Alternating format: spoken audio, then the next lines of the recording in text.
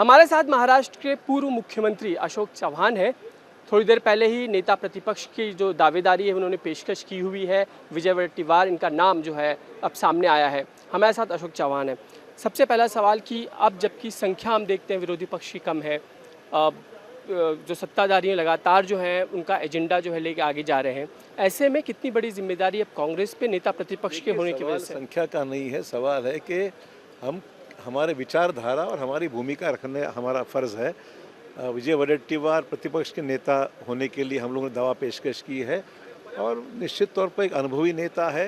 कांग्रेस की भूमिका 45 single largest party आज कांग्रेस है विधानसभा में, तो वो ध्यान में रखते हुए 45 लोगों और पूरे हाउस को एक अपोजिशन का लीडर के हिसाब से उन्होंने दावा पेश किया है। मुझे लगता है बिल्कुल अच्छा काम करेंगे और जिस उम्मीद से उनको जिम्मेदारी सौंपी है उसमें वो अपनी जिम्मेदारी खूब निभाएंगे। इसके अलावा हम देख रहे हैं खास तौर पे आज जब तिलक पुरस्कार दिया गया है प्रधानमंत्री नरेंद्र मोदी जी को, कई मेट्रो का भी उद्घाटन उन्होंने किया है। ऐसे में जो बातें वो कहते हैं पुरस्कार के समय पे, जिससे कि राजनीति आप इसमें किस तरह से देखते हैं, आपके शासित जो राज्य हैं खासकर उस बारे में? देखिए, जब प्रधानमंत्री आते हैं पूरा सत्ताधारी पक्ष आज हम विरोध में है, उन स्वाभाविक है कि वो क्रिटिसाइज़ तो करेंगे। देखिए, राष्ट्रीय स्तर पर चुनाव नज़दीक आ रहे हैं तो स्वाभाविक है कि प्रधानमंत्री कोई हमारी तारीफ थोड़ी करेंगे। वो तो हमारे बारे में जो भी उनको कहना उन्होंने कह दिया है। हमारी सवाल ये है कि मणिपुर जैसे राज्य की स्थिति देख लीजिए, महाराष्ट्र के संभाजी भिड़े के बारे में जो चर्चा हो रही है वो देख लीजिए। ऐसे कई चीज़ों पर केंद्र सरकार की ओर से जब कोई उसमें वक्तव्य आना ज़रूरी है, उसका निषेध होना ज़रूरी है, वो तो कुछ नहीं हो रहा है।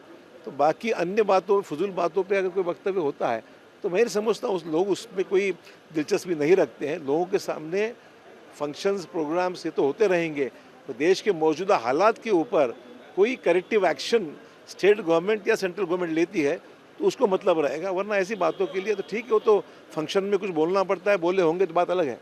दूसरा सवाल ये सर कि हम फिलहाल जो स्थिति देख रहे हैं, शरद पवार के मंच साझा करने को लेकर भी कई जो है बयानबाजी सामने आई, कई स्टैंड सामने आए कि उन्हें नहीं करना चाहिए। सेक्युलर फोर्सेस की जो इंडिया बना हुआ है उस पर कहीं ना कहीं इसकी धार कुंद हो सकती है। परसेप्शन का है। जब पवार साहब एक इंडिया के इम्पोर्टेंट नेता है, जब विपक्ष के साथ पूरे गठन में उनका भी महत्वपूर्ण योगदान है, तो मैं समझता हूं कि आज के इस फंक्शन के मौजूदगी के बारे में आम आदमी में चर्चा तो होना स्वाभाविक है। अब उनको फैसला करना इसमें क्या सही है क्या नहीं है।